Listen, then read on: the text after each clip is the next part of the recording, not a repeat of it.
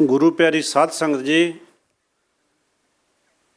तुसीं इत्थे दिल्ली दी उस धरती दे वसनीक जे। अज असीं उस दिल्ली च बैठे हुए हाँ जित्थों करीब 600 650 किलोमीटर दूर 600 किलोमीटर दूर अयोध्या में राम मंदिर का 500 वर्ष के बाद प्राण प्रतिष्ठा हुई है और रामलला पुनः अपने मंदिर में लौटे हैं। लेकिन आप उस दिल्ली में बैठे हुए हैं जहाँ करीब आज से 240 वर्ष पहले 1783 में जनरल बघेल सिंह ने पार्लियामेंट के साथ जो गुरुद्वारा है रकाबगंज और लाल किला के सामने चांदनी चौक में जो गुरुद्वारा है शीशगंज, जहाँ गुरु तेग बहादुर जी की शहादत हुई थी, और रकाबगंज गुरुद्वारा जहाँ उनको गुप्त रूप में अपने घर में उनकी लाश को साड़ दिया गया था। उस लाश के साथ सिर नहीं था, क्योंकि सिर गुरु गोबिंद सिंह जी को भेंट किया गया आनंदपुर साहब जाकर, तो लाश को ले नहीं जा सकता था पंजाब तक, आनंदपुर साहब तक, आनंदगढ़ किले तक।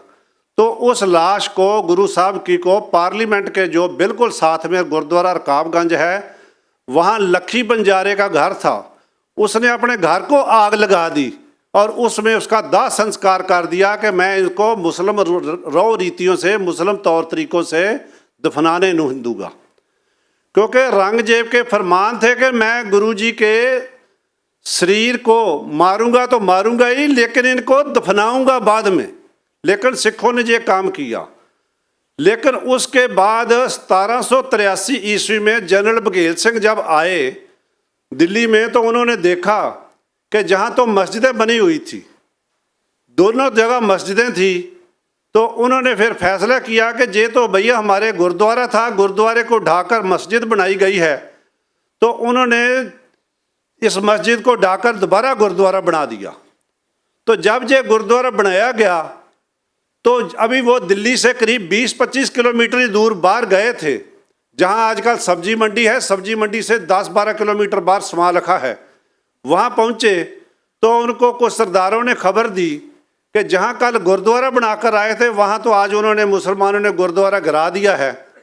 तो फिर उन्होंने वापस फिर आकर सब्जी मंडी में डेरा लगा लिया अपने 4000 सरदारों के साथ, घोड़ों के साथ। और पंजाब में, यूपी में, चंदौसी में, जहाँ जहाँ सभी सरदार बैठे हुए थे, यूपी में, जहाँ राजस्थान में, बीकानेर में, उन सभी के पास स्नेह भेजा, सभी के पास संदेश भेजा कि आप 2-2 आदमी और 1-1 घोड़ा लेकर और 1-1 बर्छा और 1-1 कृपान लेकर दिल्ली पहुँचो। तो जब 40,000 की सेना इकट्ठी हो गई, तो उनको अम्बाड़ा में इकट्ठा किया गया और दिल्ली की तरफ कूच किया गया। तो जनरल बघेल सिंह ने क्या किया, जितने मुस्लिम रजवाड़े थे, जितने मुस्लिम जगीरदार थे, उनके घरों में दिल्ली से 100 किलोमीटर बाद संदेश भेज दिया कि अब मुझे बताओ कि आप इस जहाँ मंदिर रखोगे कि गुरुद्वारा रखोगे। यदि नहीं रखना, मस्जिद रखनी चाहते हो, तो आप जहाँ से छुटकारा पाओ, दिल्ली से भागो, दिल्ली से 100 किलोमीटर का एरिया खाली कर दो। जैसे आज गाजा पट्टी में इजराइल खाली कर रहा है। जो इजराइल कर रहा है वो कोई नई रीत नहीं कर रहा है, वो जनरल बघेल सिंह के फार्मूले को लागू कर रहा है। तो आधे घंटे में सभी जगीरदारों का संदेश आ गया कि आला अपना आप गुरुद्वारा बना लो। तो जनरल बघेल सिंह ने कहा मैं क्यों बनाऊं, मेरा गुरुद्वारा था, आपने ढाया है, आप बनाओगे, आप मस्जिद ढाओगे भी आप, गुरुद्वारा भी आप बनाओगे।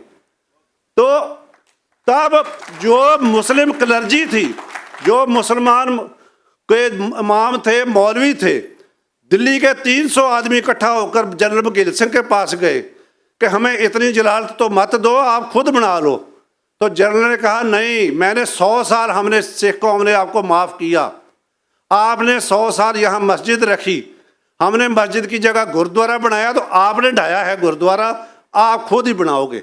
यदि नहीं बनाना तो जर्नैल तो आपके जगीरदार तबका तो जाएगा दिल्ली में, जो जगीरदारों के वफादार लोग हैं, जो इस्लामी विचारधारा के लोग हैं, वो भी जहाँ से कूच करें। तो फैसला क्या हुआ, तब एक बेगम समरू थी, मेठ में आपने कस्बे का नाम सुना होगा, सरदाना। सरदाना कस्बे में मेठ के पास, हस्तनापुर के पास है। तो बेगम समरू पीस मेकर के तौर पर जनरल बघेल सिंह के बीच पड़ी, तो तब जो फैसला हुआ वो फैसला मैं आपके सामने 5-6 लाइनों में पढ़कर सुनाने वाला हूँ। ये पुस्तक history of the six Sikh commonwealth rise and fall of the Sikh misl है। ये 1933 में पंजाब यूनिवर्सिटी लाहौर में PhD का मोनोग्राफ था, सिक्स एंड दिल्ली, सिख और दिल्ली। तो उसमें जो ये शर्तें थी, मैं उसमें से आपको 3 शर्तें पढ़कर सुना देता हूँ। उसके बाद फिर हम फैसला करेंगे कि यदि आज हिंदुस्तान ने आगे बढ़ना है, यदि हिंदुस्तान में हमने 20 योगी पैदा करने हैं, यदि बुलडोजर हर जिले में चलना है, तो फिर आपको एक परिवार में एक सरदार की जो लाइन गुरु गोबिंद सिंह ने दी थी, जो मदन मोहन मालवीय ने दी थी, जो वीर सावरकर जी ने दी थी, वो लाइन लागू करो तो आप देखोगे आपको कटास राज भी वापस मिलेगा, आप देखोगे आपको पुरुषपुर भी वापस मिलेगा, आपको ढकेश्वरी देवी का मंदिर भी वापस मिलेगा। और ये जो लोग कहते हैं कि हमें हिंदुस्तान से भी भागना पड़ेगा, तो मैं एक बात बता दूं कि मिस्र ख़त्म हो गया, सीरिया ख़त्म हो गया, ईरान ख़त्म हो गया, लेकिन हम हिंदू, सिख, बौद्ध, जैन, आर्य समाजी, सनातनी यदि ख़त्म नहीं हुए तो क्यों नहीं ख़त्म हुए? क्योंकि हम में से 2, 4, 10, 20% लोग जति महाराज की भांति हर पीढ़ी में उभरते आए हैं।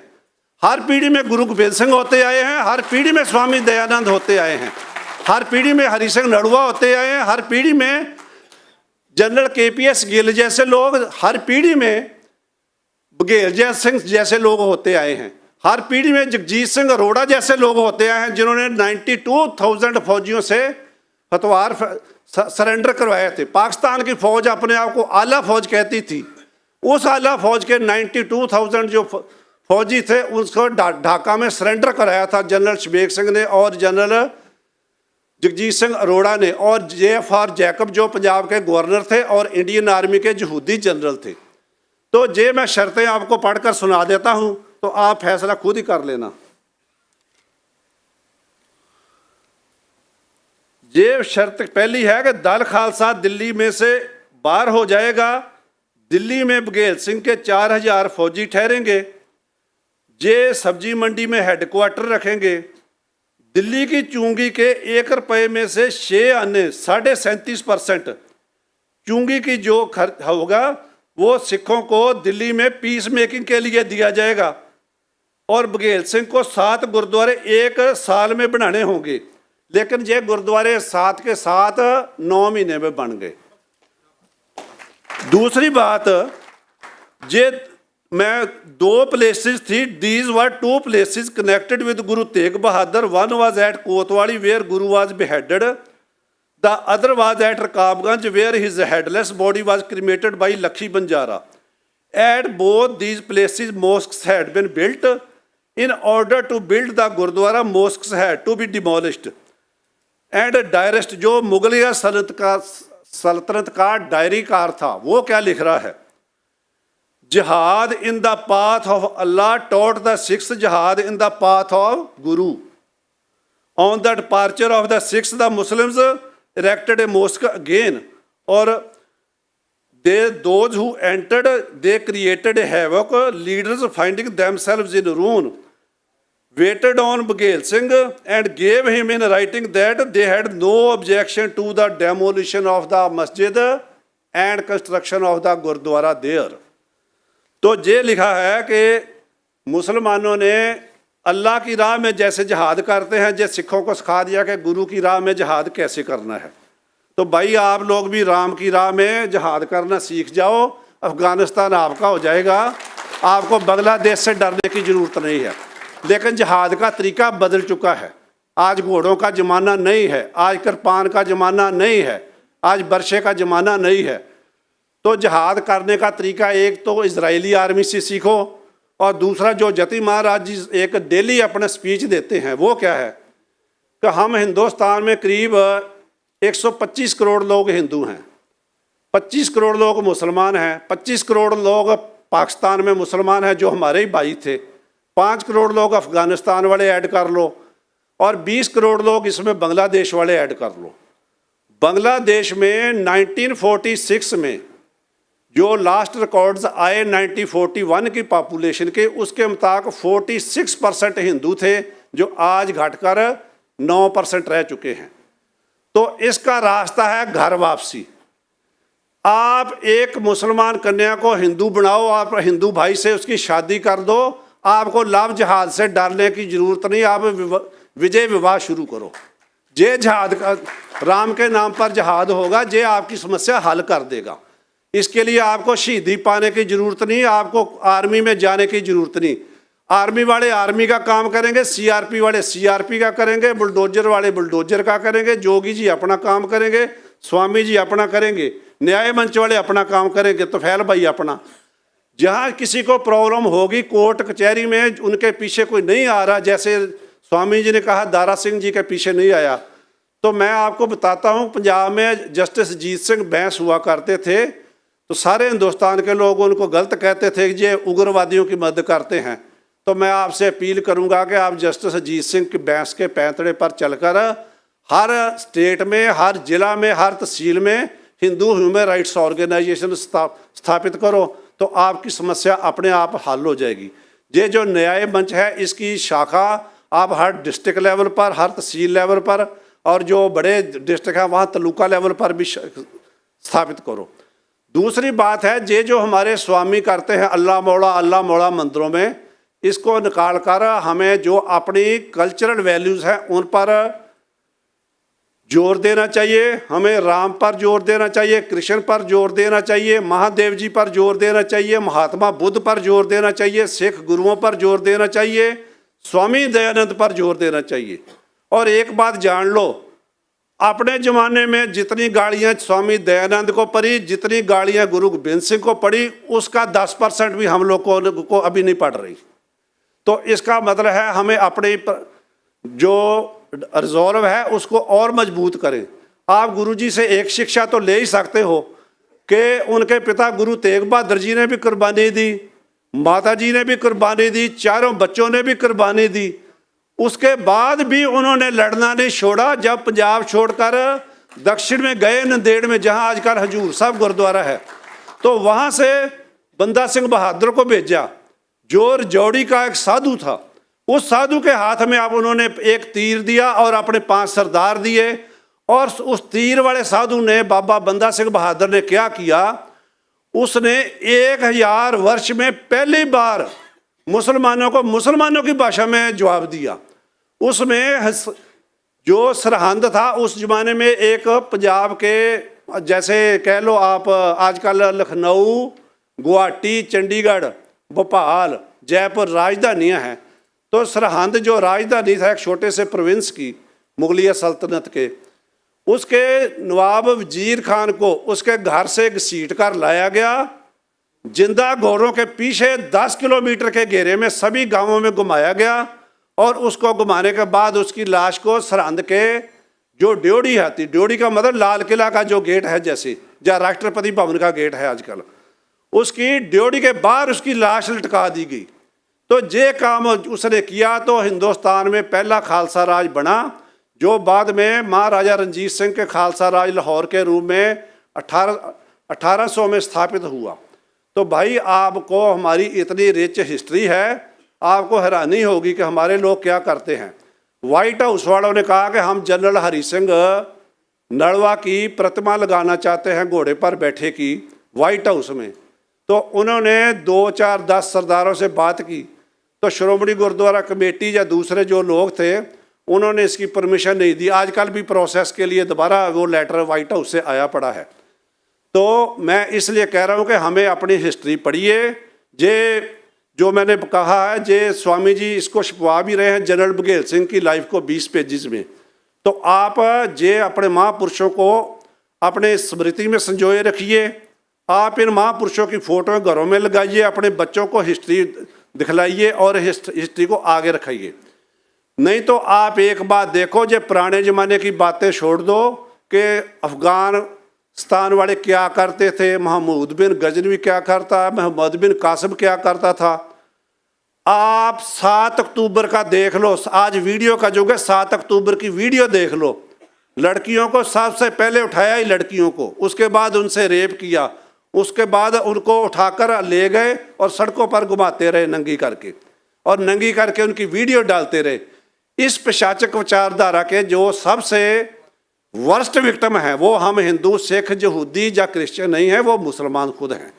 हमें जो एक्स मुसलमानों की बयार आज बह रही है, जो मोहम्मद की लाइफ को घर घर में पहुंचा रहे हैं, जिसके कारण मुसलमान इस पिशाचक विचारधारा से बदजन हो रहे हैं, हमें उन एक्स मुस्लिम्स को साथ देना चाहिए। हमें हैरिस सुल्तान जैसे जितने भी लोग हैं उनकी पुस्तकें पढ़नी चाहिए, उनकी वीडियो सर्कुलेट करनी चाहिए, और हैरिस सुल्तान के जो उपदेश हैं ये हमारे मंदिरों में भी पढ़ाए जाने चाहिए कि ये है मोहम्मद का असली चेहरा। नहीं तो हो क्या रहा है कि हिंदुस्तान में एक ही स्वामी है और एक ही न्याय मंच वाले हैं। यदि ये दो आदमी इतना काम कर सकते हैं तो आप जब जिला लेवल पर, तहसील लेवल पर और हिंदुस्तान के कोने कोने में करोगे तो मैं नहीं समझता कि हमारे 125 करोड़ लोगों के सामने ये 75 करोड़ लोग जो हैं ये टिक पाएंगे। आइडियोलॉजिकली वो पहले ही वीक हो चुके हैं। और जो पाकिस्तान की जो इलेक्ट्रॉनिक रेगुलेटर अथॉरिटी है उसने 6 महीने पहले सर्वे किया था, तो उसने सर्वे किया था कि पाकिस्तान में 5 करोड़ से ज़्यादा लोग एक्स मुस्लिम बन चुके हैं, और उसके लिए उन्होंने लाहौर हाई कोर्ट में और इस्लामाबाद हाई कोर्ट में और तीसरी पिटीशन इस्लामाबाद सुप्रीम कोर्ट में डाली है कि ऐसे मुसलमानों पर पाबंदी लगाई जाए कि जे मोहम्मद की लाइफ को ना बांटे, मोहम्मद की लाइफ को लोगों तक ना पहुँचाएँ।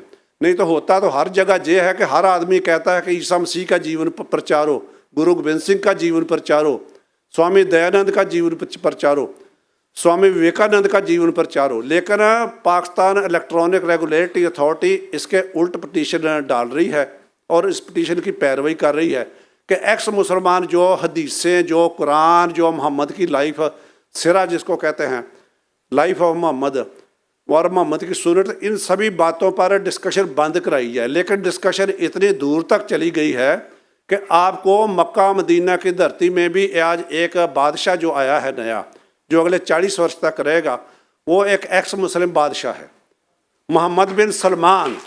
उसने वहाँ शराब भी हलाल कर दी है, उसने वहाँ लड़कियों को कारों के ड्राइविंग लाइसेंस भी दे दिए हैं, उसने दुनिया भर की महिलाओं के लिए कानून दे दिया है कि आप अपने पति के बिना अकेली भी आकर हज कर सकती हो। इसके अलावा नियोन सिटी जो यूरोपियन तर्ज का एक अल्ट्रा मॉडर्न सिटी होगा वो भी 2-4 वर्ष में चालू होने जा रहा है। और इसके अलावा उन्होंने यूट्यूब अलाउ कर दी है, इंग्लिश के पेपर अलाउ कर दिए हैं। लड़कियों के लिए अमेरिका, कनेडा, यूरोप की में पढ़ाई का टोटल खर्चा जो है सऊदी अरेबिया की गवर्नमेंट उठा रही है। तो आप हमें हिंदुस्तान में स्वामी जी का और तुफैल चतुर्वेदी जी के जो मिशन लेकर चले हैं, इस मिशन को आगे बढ़ाइए। आपके पीछे मोहम्मद सलमान भी खड़ा है, उनकी एक छोटी सी बहन अंबर जैदी भी आई हुई हैं। ये लोग कम से कम ज़्यादा नहीं तो 50 करोड़ लोग मुसलमानों में से, अंबर जैदी बहन भी आई हुई हैं। ये हमें डरने की ज़रूरत नहीं है। जे चंद मुल्ला मौलवी हम पर ठेकेदारी करना चाहते हैं या हमें धमकाना चाहते हैं, इनको बता दो कि बघेल सिंह 300 वर्ष पहले भी था और आज भी एक जोगी लखनऊ में बैठा हुआ है। जब बता दोगे तो आपके सारे ही काम खत्म हो जाएंगे और स्वामी जी की ज़िंदगी भी सफल हो जाएगी, मेरी ज़िंदगी भी सफल हो जाएगी, अंबर जैदी की भी होगी, तो फैल भाई की भी होगी।